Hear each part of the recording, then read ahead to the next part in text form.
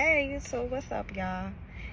Hey, I have not been on my channel forever in a day. And honestly, I've been working. I am a counselor, and my job is strenuous. Okay, I am a counselor in a mental health facility. So I work with, patients that have psychosis. So, and I'm in school. So I have been overwhelmed in my own personal life.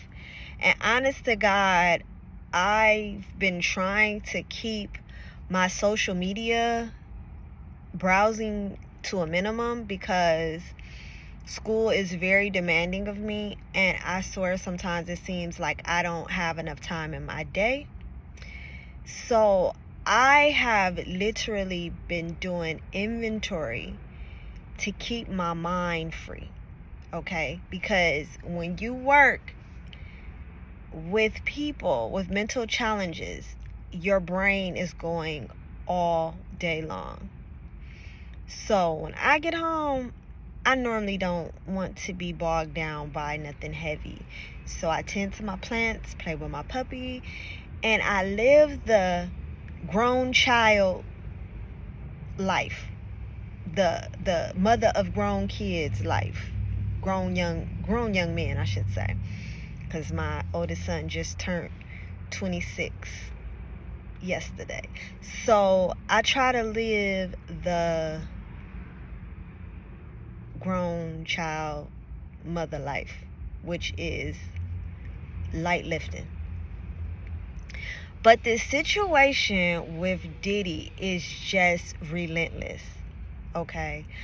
I'm gonna cut to the chase. Anybody who is defending him at this point, I'm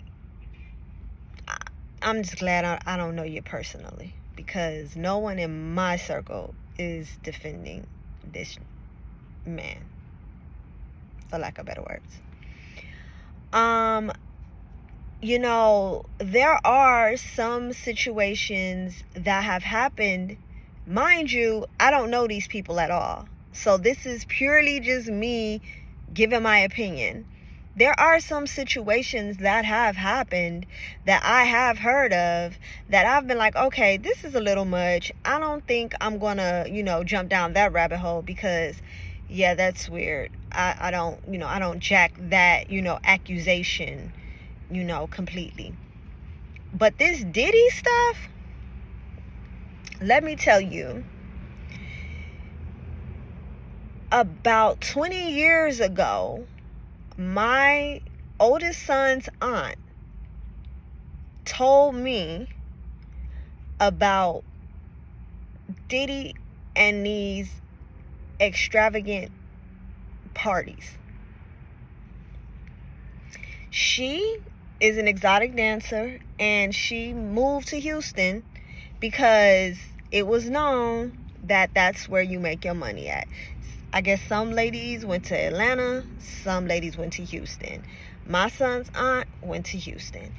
And when I talked to her, we, were basically chopping it up on the phone. And I was just like, well, do you run into celebrities down there? And da-da-dee, da-da-da. And, she was like, yeah, girl, I do.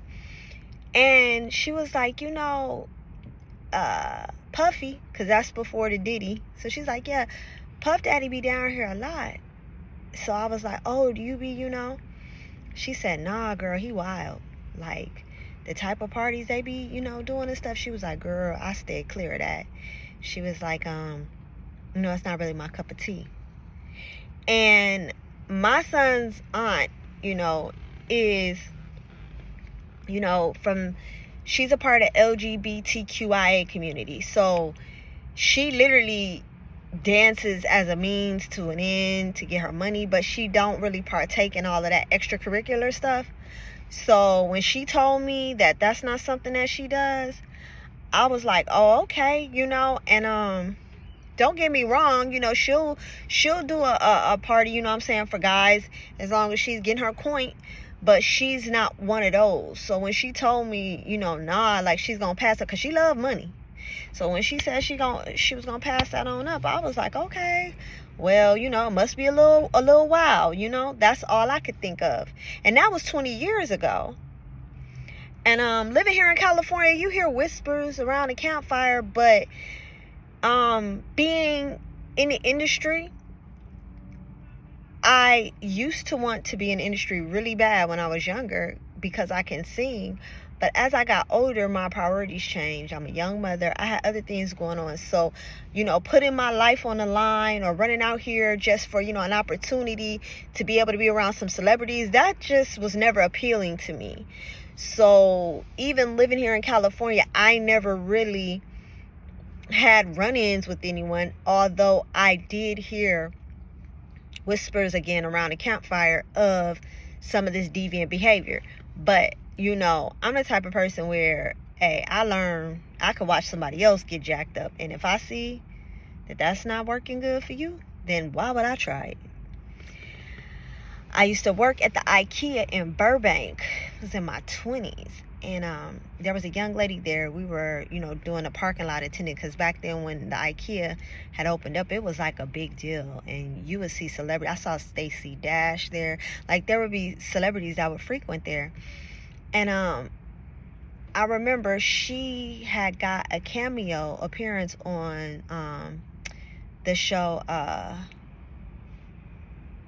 think it's All of Us, the one where Will and Jada, it was their show. I think it was All of Us. Dwayne Martin was playing like the lead character, and she came on, and she was on there as the sister of Dwayne Martin, his little sister. And I remember, when she was going to shoot it, I never watched the show to see if the actual show made it, because she basically said that, she was explaining to me how it could be recorded, and if, I guess it doesn't get to the final cut, then they won't air it. But, I was helping her with her script. We would be practicing our lines and stuff, and she was like, yeah, I told my agent about you, and how you young, and you're attractive young lady, and your body, and da-da-dee, da-da-da.